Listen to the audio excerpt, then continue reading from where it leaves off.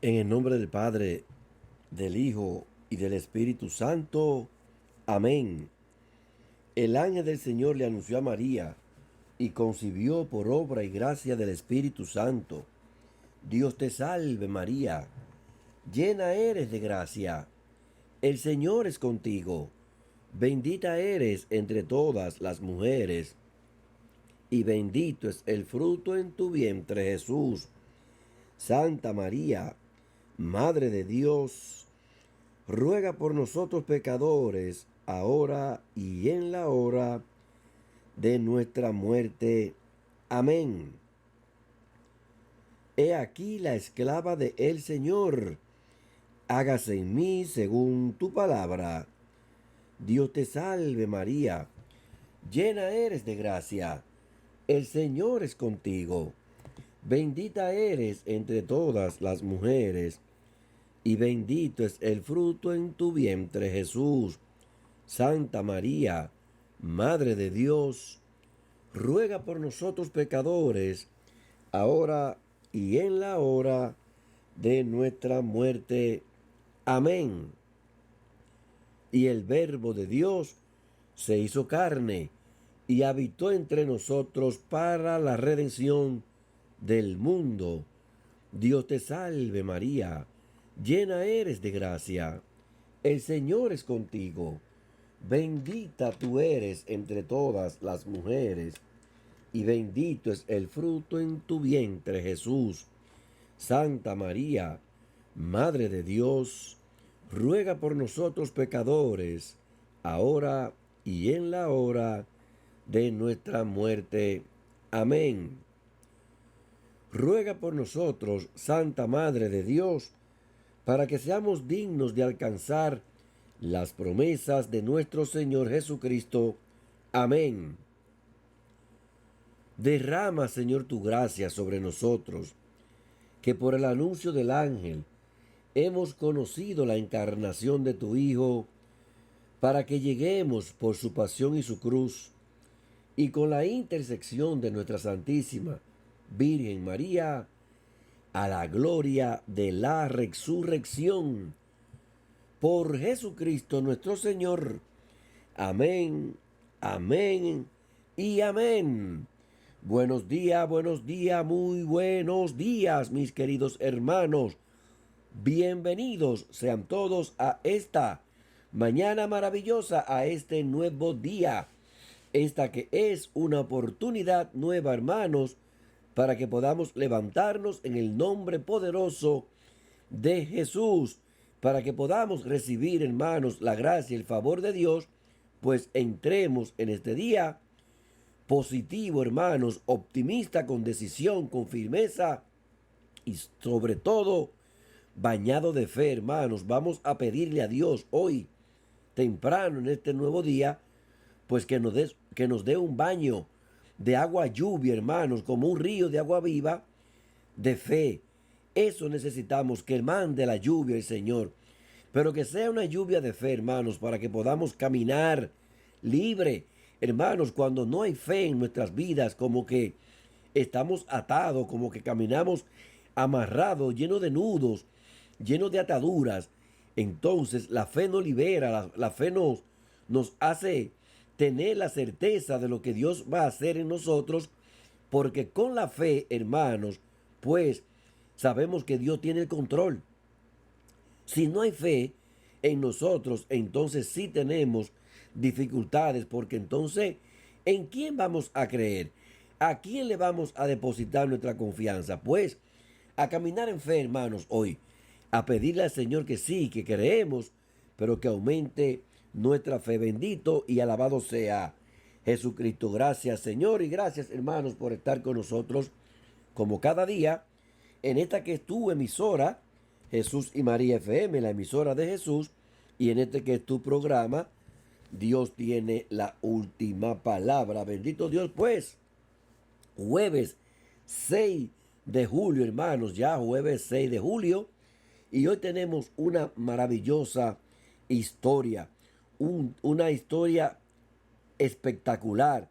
Hoy tenemos a una mujer, una niña, bendito Dios, claro, del género mujer, pero muy joven.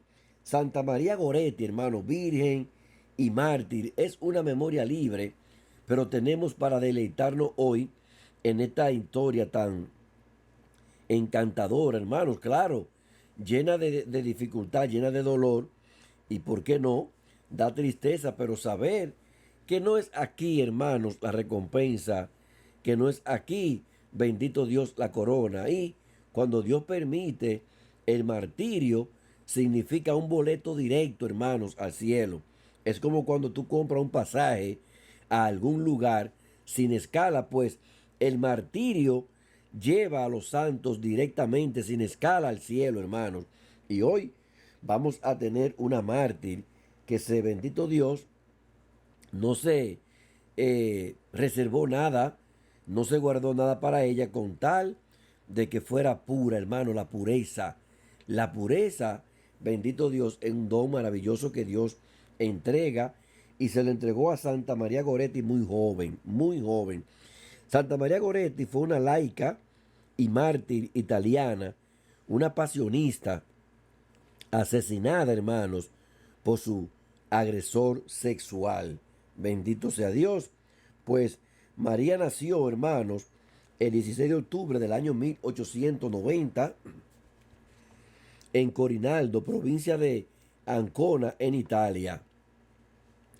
Hija de Luigi Goretti y Assunta Carlini, tercera de 7 hijos de una familia pobre de bienes terrenales, pero rica en fe y virtudes, cultivadas por medio de la oración en común, rosario todos los días y los domingos, misa y sagrada comunión. Al día siguiente de su nacimiento, fue bautizada y consagrada a la Virgen. A los 7 años recibirá el sacramento de la confirmación. Después del nacimiento de su cuarto hijo, Luigi Goretti, o sea, su papá, por la dura crisis económica por la que atravesaba, decide emigrar con su familia a las grandes llanuras de los campos romanos, todavía insalubres en aquella época. Se instaló en Ferriere di Conca, poniéndose al servicio del conde Masoleni. Es aquí donde María muestra claramente una inteligencia y una madurez precoz, donde no existía ninguna pizca de capricho, ni de desobediencia, ni de mentira. Es realmente el ángel de la familia.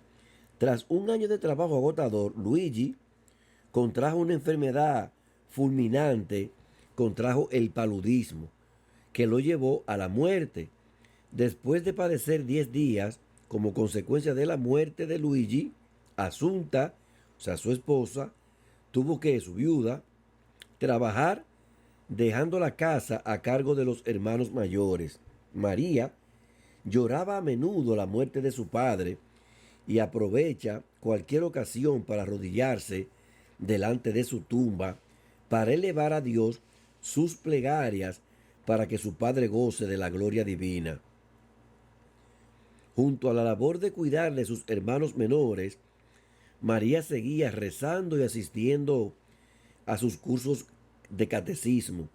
Posteriormente, su madre contará que el rosario le resultaba necesario y de hecho lo llevaba siempre enrollado alrededor de la muñeca, así como la contemplación del crucifijo, que fue para María una fuente donde se nutría de un intenso amor a Dios y de un profundo horror por el pecado. María desde muy chica anhelaba recibir la Sagrada Eucaristía. Según era costumbre en la época, debía esperar hasta hasta los 11 años. Pero un día le preguntó a su madre: mamá, ¿cuándo tomaré la comunión? Quiero a Jesús. ¿Cómo vas a tomarla si no te sabes el catecismo?, le dice su madre. Además, no sabe leer. No tenemos dinero para comprarte el vestido, los zapatos y el velo, y no tenemos ni un momento libre. Pues nunca podré tomar la comunión, mamá, y yo no puedo estar sin Jesús. ¿Y qué quieres que haga? Le dice su madre, no puedo dejar que vayas a comulgar como una pequeña ignorante. Ante estas condiciones, María se comenzó a preparar con la ayuda de una persona del lugar y todo el pueblo la ayuda proporcionándole ropa de comunión. De esta manera, recibió la Eucaristía el 29 de mayo del año 1902. La comunión constante acreciente en ella el amor por la pureza y la anima a tomar la resolución de conservar esa angélica virtud a toda costa. Un día, tras haber oído un intercambio de frases deshonestas entre un muchacho y una de sus compañeras, le dice con indignación a su madre: mamá, qué mal habla esa niña. Procura no tomar parte nunca en esas conversaciones. No quiero ni pensarlo, mamá. Antes que hacerlo, preferiría, y la palabra morir queda entre sus labios. Un mes después, sucedería lo que ella sentenció, por ser pura. Al entrar al servicio del conde Masolini, Luigi Goretti se había asociado con Giovanni Serenelli y su hijo Alexandro. Las dos familias viven en apartamentos separados, pero la cocina es común. Luigi se arrepintió enseguida de aquella unión con Giovanni Serenelli, persona muy diferente de los suyos, bebedor y carente de discreción en sus palabras. Después de la muerte de Luigi, Asunta y sus hijos habían caído bajo el yugo despótico de los Serenelli. María, que ha comprendido la situación, se esfuerza por apoyar a su madre. Ánimo, mamá, no tengas miedo, que ya nos hacemos mayores. Basta con que el Señor nos conceda salud. La providencia nos ayudará. Lucharemos y seguiremos luchando. Desde la muerte de su marido, Asunta siempre estuvo en el campo y ni siquiera tiene tiempo de ocuparse de la casa, ni de la instrucción religiosa de los más pequeños. Entonces María se encarga de todo en la medida de lo posible. Durante las comidas no se sienta a la mesa hasta que no ha servido a todos, y para ella sirve las sobras. Su obsequiosidad se extiende igualmente a los Serenelli. Por parte Giovanni, cuya esposa había fallecido en el hospital psiquiátrico de Ancona, no se preocupa para nada de su hijo Alexandro, joven robusto de 19 años, grosero y vicioso, al que le gusta empapelar su habitación con imágenes obscenas y leer libros indecentes. En su lecho de muerte, Luigi Goretti había presentido el peligro que la compañía de los Serenelli representaba para sus hijos y había repetido sin cesar a su esposa: Asunta, regresa a Corinaldo. Por desgracia, Asunta está endeudada y comprometida con un contrato de arrendamiento. Después de tener mayor contacto con la familia Goretti, Alexandro comenzó a hacer proposiciones deshonestas a la inocente María, que en un principio no comprende. Más tarde, al adivinar las intenciones perversas del muchacho, la joven está sobre aviso y rechaza la adulación y las amenazas. Suplica a su madre que no la deje sola en casa, pero no se atreve a explicarle claramente las causas de su pánico, pues Alexandro le ha amenazado: si le cuenta algo a tu madre, te mato. Su único recurso es la oración. La víspera de su muerte, María pide de nuevo, llorando, a su madre que no la deje sola, pero al no recibir más explicaciones, Ésta lo considera un capricho y no concede ninguna importancia a aquella reiterada súplica. El 5 de julio, a unos 40 metros de la casa, están trillando las habas en las tierras. Alexandro lleva un carro arrastrado por bueyes, lo hace girar una y otra vez sobre las habas extendidas en el suelo. Hacia las 3 de la tarde, en el momento en que María se encuentra sola en casa, Alexandro dice: Axunta, ¿quiere hacer el favor de llevar un momento los bueyes por mí? Sin sospechar nada, la mujer lo hace. María, sentada en el umbral de la cocina, remienda una camisa de Alexandro. Le ha entregado, que Alexandro le había entregado después de comer, mientras vigila a su hermanita Teresina, que duerme a su lado. Mira, grita Alexandro, ¿qué quieres? Quiero que me sigas. ¿Para qué? Sígueme, le dice él a María. Si no me dices lo que quieres, no te sigo. Ante semejante resistencia, el muchacho la agarra violentamente del brazo y la arrastra hasta la cocina, atracando la puerta, o sea, cerrando la puerta. La niña grita, pero el ruido no llega hasta el exterior. Al no conseguir que la víctima se someta, Alexandro la amordaza y esgrime un puñal. María se pone a temblar, pero no sucumbe. Furioso, el joven intenta con violencia arrancarle la ropa, pero María se deshace de la mordaza y grita: no hagas eso, que es pecado, irás al infierno. Poco cuidadoso del juicio de Dios, el desgraciado levanta el arma. Si no te dejas, te mato. Ante aquella resistencia, le atraviesa a cuchilladas. La niña se pone a gritar: Dios mío, mamá, y cae al suelo.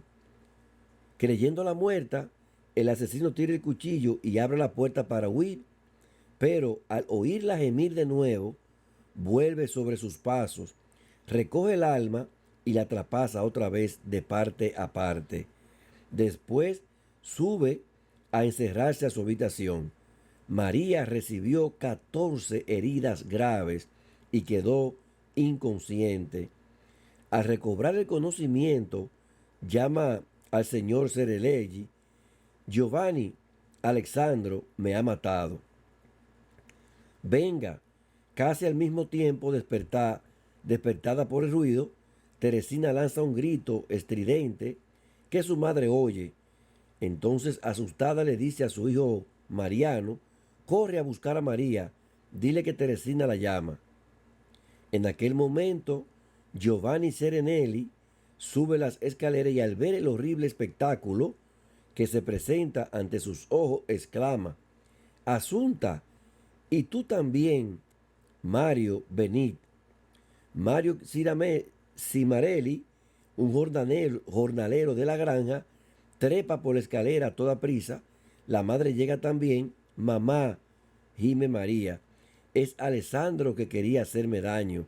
Llaman al médico. Ya los guardias, que llegan a tiempo para impedir que los vecinos, muy excitados, den muerte a Alessandro en el acto. Al llegar al hospital, los médicos se sorprenden los médicos de que la niña todavía no haya sucumbido a tantas heridas, pues ha sido alcanzado el pericardio, el corazón, el pulmón izquierdo, el diafragma y el intestino. Al diagnosticar que no tiene cura, llamaron al capellán. María se confiesa con toda claridad. Luego, durante 2 horas, los médicos la cuidaron sin dormirla. María no se lamenta y no deja de rezar y de ofrecer sus sufrimientos a la Santísima Virgen, Madre de los Dolores. Su madre consiguió que le permitan permanecer a la cabecera de la cama. María aún tiene fuerza para consolarla: mamá, querida mamá, ahora estoy bien. ¿Cómo están mis hermanos y hermanas? En un momento, María le dice a su mamá: mamá, dame una gota de agua. Mi pobre María, el médico no quiere. porque sería peor para ti. Extrañada, María sigue diciendo, ¿cómo es posible que no pueda beber ni una gota de agua? Luego dirige la mirada sobre Jesús crucificado, que también había dicho, tengo sed, y extendió. El sacerdote también está a su lado, asistiéndola paternalmente. En el momento de darle la Sagrada Comunión le preguntó, María, ¿perdonas de todo corazón a tu asesino? Ella le respondió, sí, lo perdono por el amor de Jesús y quiero que él también venga conmigo al paraíso. Quiero que esté a mi lado. Que Dios lo perdone porque yo ya lo he perdonado. Pasando por momentos análogos por lo que pasó el Señor Jesús en la cruz. María recibió la Eucaristía y la extremaunción, serena, tranquila, humilde en el heroísmo de su victoria. Después de breves momentos, se le escucha decir, papá, finalmente, María entra en la gloria inmensa de la comunión con Dios amor. Es el día 6 de julio del año 1902 a las 3 de la tarde. En el juicio, Alexandro, aconsejado por su abogado, confesó que ella me gustaba, la provoqué 2 veces al mal, pero no pude conseguir nada. Despechado, preparé el puñal que debía utilizar. Por ello, fue condenado a 30 años de trabajo forzado. Aparentaba no sentir ningún remordimiento del crimen, tanto así que a veces se le escuchaba gritar, anímate, Serenelli, dentro de 29 años y 6 meses será un burgués. Sin embargo, unos años más tarde, Monseñor Blandini, obispo de la diócesis donde está la prisión, decide visitar al asesino para encaminarlo al arrepentimiento. Está perdiendo el tiempo, monseñor, afirma el carcelero. Es un duro. Alexandro recibió al obispo refunfuñando, pero antes el recuerdo de María, de su heroico perdón, de la bondad y de la misericordia infinita de Dios, se deja alcanzar por la gracia. Después de salir, el prelado llora en la soledad de la celda ante la estupefacción de los carceleros. Después de tener un sueño donde se le apareció María, vestida de blanco, en los jardines del paraíso, Alexandro, muy cuestionado, escribió a Monseñor Blandino, lamento sobre todo el crimen que cometí, porque soy consciente de haberle quitado la vida a una pobre niña inocente que hasta el último momento quiso salvar su honor, sacrificándose antes que ceder a mi criminal voluntad. Pido perdón a Dios públicamente y a la pobre familia por el enorme crimen que cometí. Confío obtener también yo el perdón, como tantos otros en la tierra. Su sincero arrepentimiento y su buena conducta en el penal le devuelven la libertad 4 años antes de la expiración de la pena. Después ocupará el puesto de hortelano en un convento de capuchinos, mostrando una conducta ejemplar, y será admitido en la Orden Tercera de San Francisco. Gracias a su buena disposición, Alessandro fue llamado como testigo en el proceso de beatificación de María. Resultó algo muy delicado y penoso para él, pero confesó, debo reparación y debo hacer todo lo que esté en mi mano para su glorificación. Toda la culpa es mía. Me dejé llevar por la brutal pasión. Ella es una santa, una verdadera mártir, es una de las primeras en el paraíso, después de lo que tuvo que sufrir por mi causa. En la Navidad del año 1937, Alexandro se dirigió a Corinaldo, lugar donde Asunta Goretti, o sea, la mamá de María Goretti, se había retirado con sus hijos. Lo hace simplemente para hacer reparación y pedir perdón a la madre de su víctima. Nada más llegar ante ella le pregunta llorando, Asunta, ¿puede perdonarme? Ella le responde, si María te perdonó balbuceando, ¿cómo no voy a perdonarte yo? El mismo día de Navidad, los habitantes de Corinaldo se ven sorprendidos y emocionados al ver aproximarse a la mesa de la Eucaristía uno junto a otro, o sea, pues, a Alexandro, el criminal de María Goretti, y Asunta, la madre de María Goretti. Bendito Dios. Hermanos, hemos querido compartir hoy esta historia completa, bendito Dios, sobre esta gran santa, esta niña de apenas 12 años, hermanos, bendito sea Dios, que Dios es quien siembra la semilla, hermanos, de la perseverancia, de la pureza.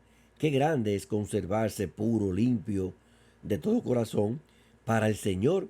Y eso quiso ella desde muy pequeña, desde muy niña, María Goretti, hermanos, mantener su pureza, su virginidad, aunque le diera muerte este verdugo por causa, bendito sea Dios, de esos sentimientos de pecaminoso, el placer, quería abusar sexualmente de ella, ya no lo permitió y prefirió perder la vida ante perder su pureza. Pues ahí tenemos hoy, hermanos, una historia maravillosa, muy conmovedora, para que aprendamos que la juventud eh, no es un techo, que la juventud no es una excusa, que Dios cuando llama, hermano, no importa la edad, no importa el lugar donde estemos, como estemos, Dios es el que sabe, Dios es el que tiene la voluntad en sus manos. Y esta gran santa, bendito Dios, María Goretti, es una historia conmovedora, maravillosa, para que podamos seguir caminando, hermanos, con la decisión que Dios nos da en la vida de los santos. Pues hoy los textos, hermanos, vamos a ver cómo es la fe que resalta, se destaca hoy en los textos de este día. La fe, hermanos, que necesitamos para podernos mover, la fe que necesitamos para poder vivir, la fe que necesitamos para poder soportar los ataques del enemigo. Hermanos, la fe vital para cada uno de nosotros. Y vemos hoy en la primera lectura este pasaje maravilloso. Esta es otra historia bien conmovedora. Si vimos hoy y nos conmocionamos, nos conmovimos, bendito Dios, con lo que tiene que ver con la historia de Santa María Goretti, es conmovedora también la primera lectura en el libro del Génesis, en el capítulo 22, que nos va a hablar a nosotros, hermanos, de la fe de Abraham. Hermanos, cuando Dios dispone que pasemos por proceso, cuando Dios nos permite pasar por el fuego, hermanos, aquilosarnos, y Dios puso a prueba la fe de Abraham. Hoy, en esta mañana, en este día, Dios quiso poner a prueba la fe de Abraham. Y de repente, hermanos, el Señor, Dios Todopoderoso, quiere saber hasta dónde tú llegas. De repente, Él es Dios. Él es quien sabe, hermanos.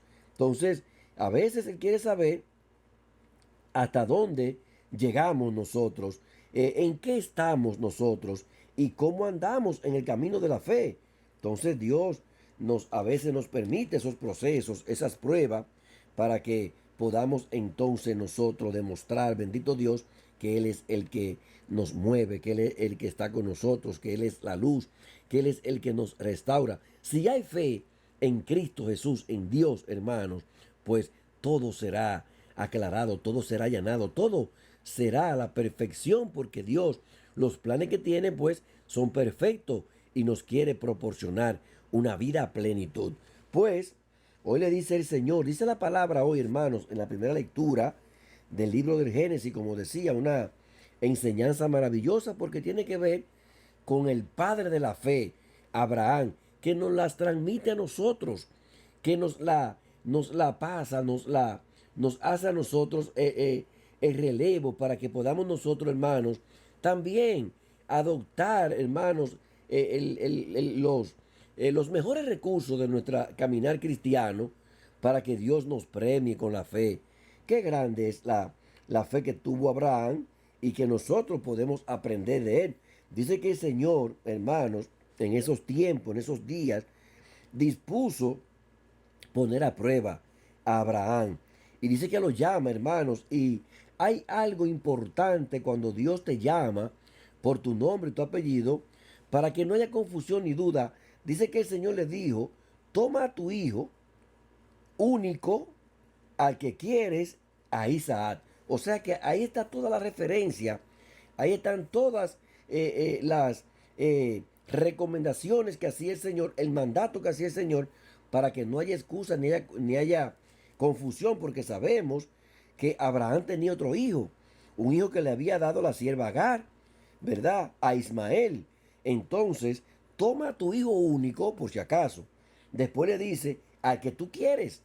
Sabemos que en la ancianidad Abraham pues puede procrear este hijo con su esposa Sara. Y hermanos, el amor de Abraham estaba depositado en su hijo Isaac. Y dice, a tu hijo único, al que quieres, y entonces menciona su nombre. O sea, a Isaac. Más claro de ahí no puede haber nada. O sea, todo así se refiere el Señor a Abraham.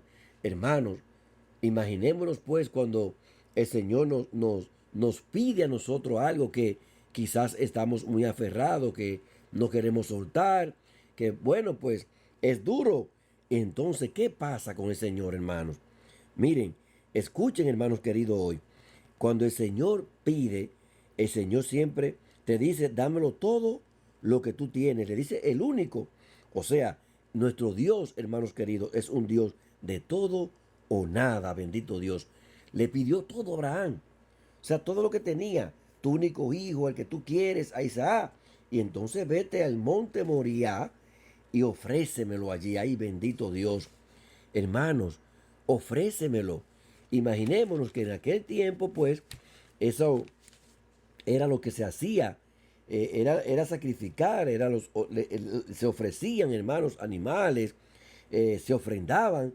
Entonces, ofrécemelo allí en sacrificio. Bendito Dios, imaginémonos el corazón de Abraham con esta petición, este mandato del Señor. Y dice que Abraham madrugó, entonces aparejó, o sea, arregló el burro y se llevó consigo a dos criados y a su hijo Isaac. Hermanos, en la vida de Dios tenemos que estar preparados en los caminos del Señor. El ser cristiano, hermanos, pues por eso muchos no aguantan. Por eso muchos prefieren seguir la vida fácil, la vida cómoda, que es como dice el Señor, el camino ancho. Ese camino ancho nos lleva a la perdición porque no nos exige, no nos condiciona, no nos somete a mandatos. Entonces la vida del Señor tiene que ver con sacrificios, grandes sacrificios. Entonces Abraham colecta la leña, se encamina al lugar, dice que madrugó, pero que el niño en algún momento, o sea, Isaac, le dice, ahí vamos a ver, hermano, de qué está hecho el corazón de un hombre de Dios. De qué está hecho. Por eso el Señor muchas veces de repente nos llama así a nosotros, porque quiere saber hasta dónde llegamos. O sea, en qué estamos, de cómo va nuestro camino de fe. Y dice que Isaac le pregunta, Padre, tenemos todo, la leña, el fuego, pero ¿y el cordero? ¿Dónde está el cordero? Ya tenemos la leña. Entonces dice que Abraham, hermanos, ahí entra lo que es tener fe en ese Dios todopoderoso. Hermanos, saber que Dios lo hará él es lo más determinante en el camino de fe de un cristiano. Saber, hermano, que Dios lo hará. Quizás está atravesando por situaciones muy difíciles hoy o en estos tiempos. Quizás hasta la fe ha perdido porque no está viendo resultados. Veamos hoy cómo Abraham lo único que tenía, el Señor se lo pidió. Y no que se lo pide, se lo exige. Se lo exige. Después de tener cerca de 100 años, quitarle otra vez lo que él había regalado, pues. Pero Abraham creyó en la fe. Abraham creyó en el Dios que él tenía y sabía de la promesa. Abraham puso la promesa por encima de todo entendimiento. Él sabía que Dios había pactado con él y le había dicho que de él saldrían grandes generaciones. Entonces, pero en el momento de la verdad, cualquiera se quiere devolver A cualquier hermano se le abre el pecho.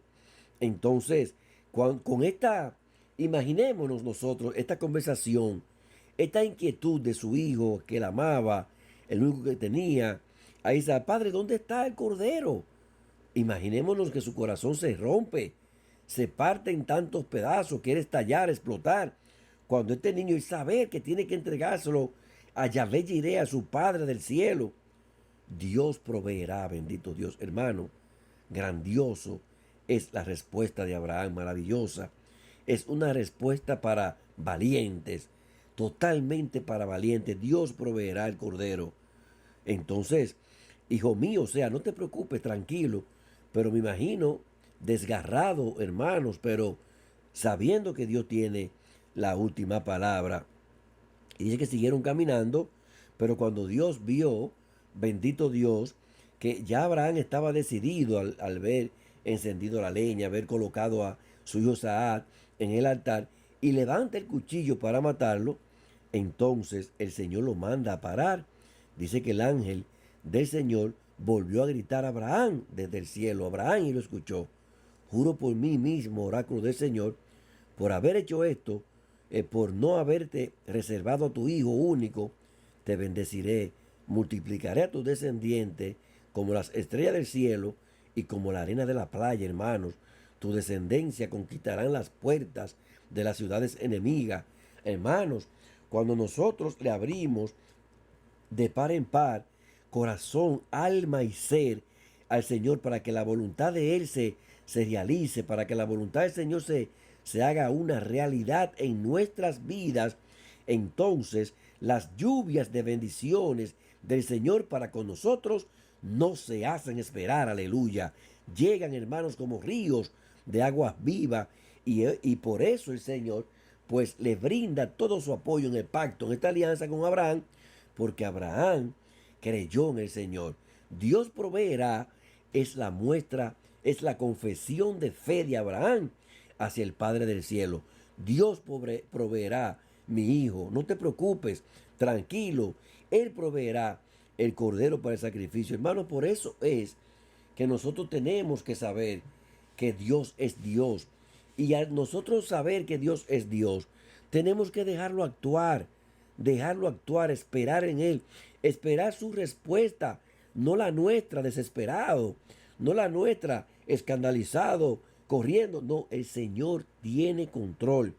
Y hoy los textos a través de este pasaje maravilloso del libro de Génesis nos muestra a nosotros cuál es la actitud de un creyente, cuál es el accionar, el caminar, cuál es, hermano, la templanza de un hombre creyente, una mujer cristiana, cristiano. Dios proveerá.